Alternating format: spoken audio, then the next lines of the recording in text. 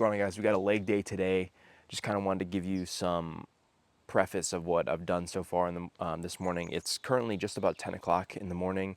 I got up around 7:45, went on about a 15-minute walk, 20-minute walk, came back home, made some breakfast. I made 5 eggs, 2 chicken sausage links, threw some salsa and half an avocado on a plate. If you guys follow my Instagram, you would have saw that story, but that was good. Like I said, it's around 10 o'clock now, so it's been around 2 hours and 15 minutes since I've woken up. I'm gonna have my pre-workout snack, which is just a bowl of Rice Krispies with some honey on top. And then my pre-workout drink is going to be about 8 to 10 ounces of hot coffee with a little bit of French vanilla creamer in. But moving on, if you guys watch my podcast, you know that I usually start at the beginning of the podcast, I started them with one of the meditations from the Daily Stoic. And today I read this one. I read these personally by myself when I don't read them on the podcast. But I wanted to bring up an interesting point on the one that was for today, August 23rd. And the title is "It's in your self-interest." But pretty much the whole idea is, if you're going to try and get someone to change their mindset or change their opinion, and the question is there anything that turns people off more than abstract notions? That's why the Stoics don't say, stop doing this, it's a sin. Instead, they say, don't do this because it'll make you miserable. Now, the reason I find this interesting is because I brought up a study before in one of the podcasts about how they did a mouse study where they attached a spring to these mice, and they pretty much measured the amount of force they pulled with depending if they desired something or feared something. So the first one was desire. They desired this piece of cheese that they wanted. They pulled at a certain amount. And then moving forward, they put the cheese, but then they also put the smell of a cat, like the scent of a cat behind them. And they pulled so much more than they were if they were just trying to desire the cheese. Now, I think the reason for this is because if you just simply tell someone that, like it said in here, I literally already forgot. Stop doing this, it's a sin. So if you kind of give them a just a very blank statement, like if you do this, it's bad, right? If you continue to do this, it's bad. Instead, telling them, if you continue to do this, how much is it going to affect your life? Is it going to affect your family? Is it going to affect your friends? Is it going to affect your health? If you tell someone something that they can fear, that they will fear in the future if they continue to do the same thing that they're doing over and over and over again, that's going to push them further than just simply the desire to change. Now, this also relates to something that was one of the things I feel like it correlated with. But the other thing is that time is finite. Obviously, time is the only it's the non-renewable resource that we have the least amount of. Now, pretty much a way to help get yourself out of that hole, help someone else get out of the hole, to make you think or them think that life is going to leave them in the dust, is to tell them that time passes either way. You listen to a Rengoku quote from Demon Slayer, and he pretty much says, the flow of time waits for no one. It won't patiently stand by as you grieve. So if you're grieving over a loss, or if you're grieving over what position you are in currently, time doesn't care. Time is going to pass either way. So if you continue to realize that time is going to pass, you realize that in 6 months, if you could be a different person, time is going to move on either way. You're either that different person in 6 months or a year or 2 years, or you're the same person. That's something that I fear a lot, is being the same person 1 year ago from 1 year ago from now. I remember hearing this one thing about how this one guy had a birthday party, and the next year they had the same exact birthday party, and he realized that the same people are here, he's making the same amount of money, he's wearing the same amount of clothes, he has the same thing in his bank account, he has the same issues that he had, and he hasn't changed much since last year. Nothing has really changed. And that's scary, to move forward in life without seeing any sort of change or any sort of difference is scary. It's fearful. So if you want to try and change your mindset and change the way that you think about how long something's going to take, or trying to get something done, realize that time's going to move on whether you get that done or not. Time is going to move on with or without you, and if you don't try to improve yourself, if you don't try to make those changes, make yourself better, or find those things that you fear and run away from those things that you fear, you're going to be the same person forever. You have to own up to the things that you've been pushing back and pushing, and realize that you need to make a life for yourself. You need to be able to go out there and get it. You need to be able to build that confidence in yourself that you're able to go do what exactly you need to do. You may have no experience or whatever, but in 1 year you could have a little bit more experience than you did before. And then a year after that, you have double that or triple that. And you just find your way by action. Take action, and you'll be able to do so many more things than if you just sit there and wait for something to happen to you. If you just trust the process, you trust the idea that something's going to happen to you simply by you just doing nothing, you are delusional. You need to get up. You need to go and control your life. Start controlling your life. Start controlling the things that you want to do, because no one else is going to do it for you. Also, just a quick reminder to start parking just a little bit further away, whether it's in Target, at the parking lot for the gym. Just getting a few extra steps a day will go a long way for your health. It's a fucking Cybertruck, dude. Look at this thing. Warm up with hamstring curls today. Hopefully you guys can see me well. But, well, we started off with calf raises. Warmed up with calf raises. And I always do hamstring curls first on my quad days for the fact that it warms up my knees. And then we move on to hack squat, hip adduction, leg extensions. And that's usually it. Pretty simple, pretty fast, pretty easy. Usually do 3 warm-up sets for every exercise, depending if it's a new muscle group. So usually like a set of 10 to 12, set to like 6 to 8, and then a set of 4, and then we go into our working set. Probably do 2 working sets here. So we just did 130, I'll do 160, 175. And then we'll move on to, whatchamacallit, probably our working set at 205-ish. See how it feels.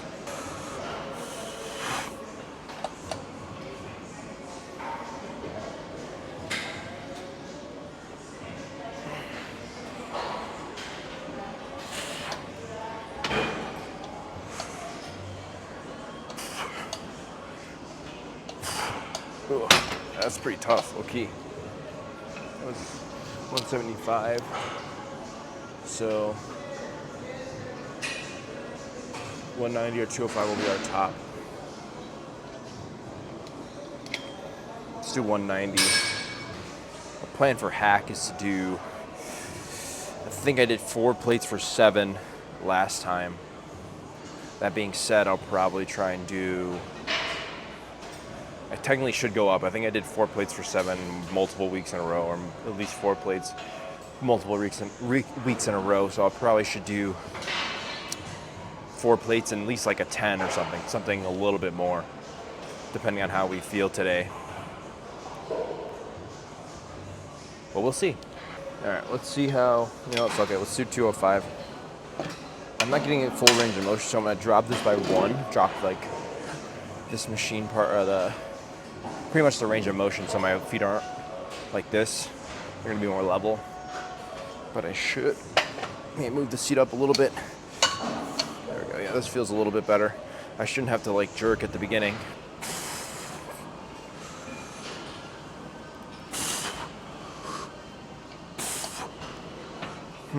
So it's 3. I technically forgot that was a warm-up set. So 3, that means 4 I can probably do. All right, we'll wait like a minute and then we'll do another set. That'll be our first working set. I think I'll wait like 2 minutes. That was low-key kind of tough for doing those 3 reps. So make sure you are taking proper rest time in between sets. I would say a minimum of 3 minutes, 2.5 minimum to 3 minutes minimum for your working sets, depending on what exercise it is. If you're doing multiple sets of like hack squat or straight leg RDL, you definitely need to take probably upwards of 5 minutes of rest in between sets. Smaller muscle groups like calves, shoulders, biceps, you can get away with this shorter rest times, but 3 minutes minimum for everything is pretty good. It really depends on a few things, like if you're recovered enough, you're not heavy breathing, your muscle feels good, doesn't feel weak from that last set. All these things go into account. You have to take these things into account when going into your next set. and how long your rest periods are going to be.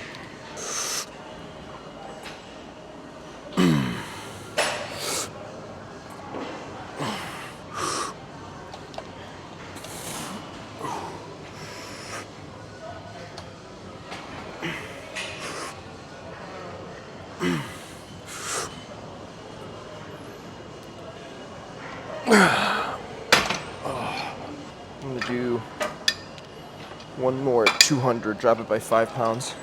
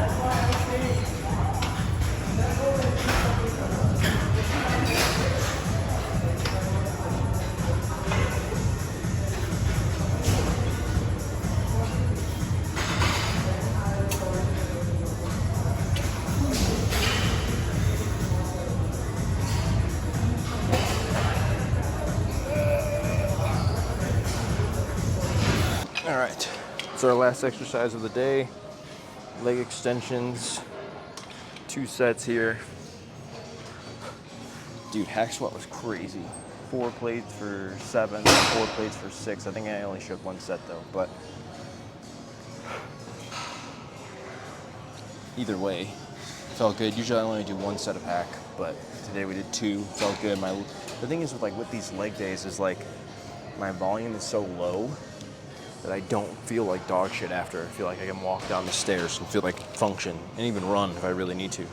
But let's do this. I think we can do, I'm gonna do 220, 2 sets. Reset this really quick, and then we're done with our exercises at least.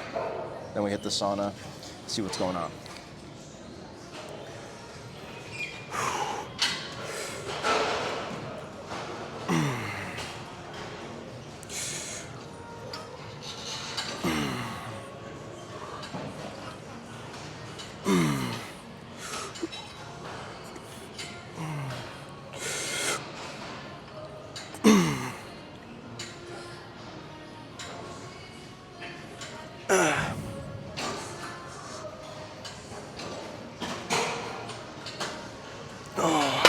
Oh, fuck. All right, last set. I don't even know how we're doing, but it's cool.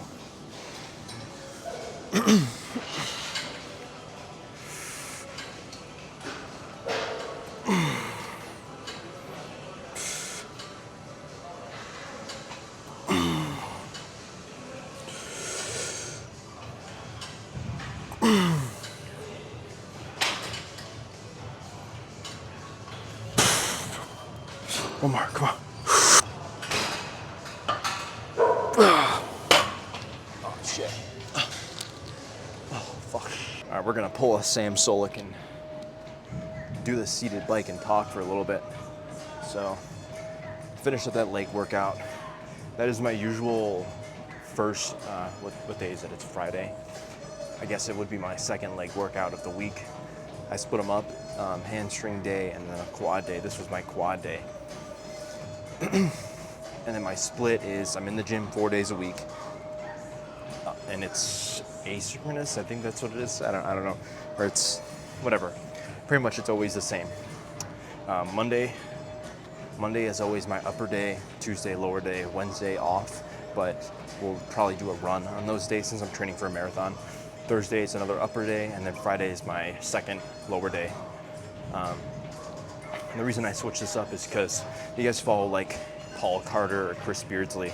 They came out with a thing saying how important frequency is compared to overall growth.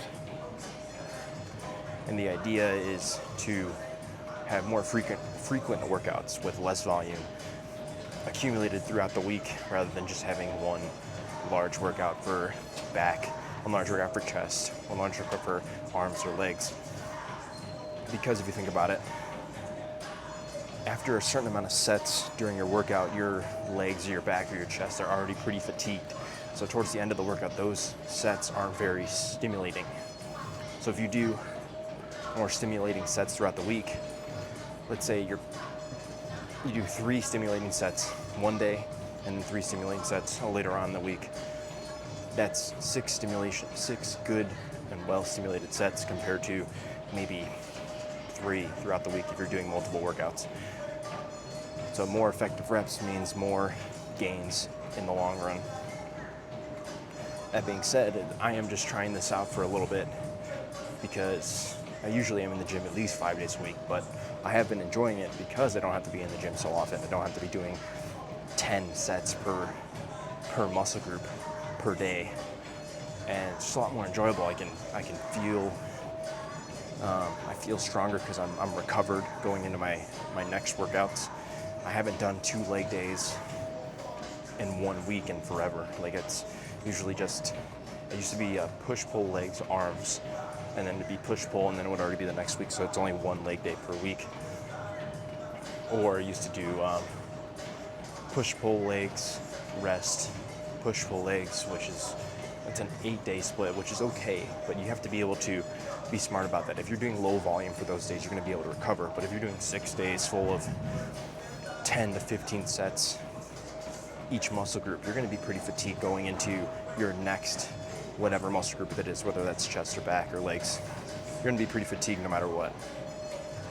So I think lower volume, higher intensity, multiple times throughout the week, according to the science, is better for gains.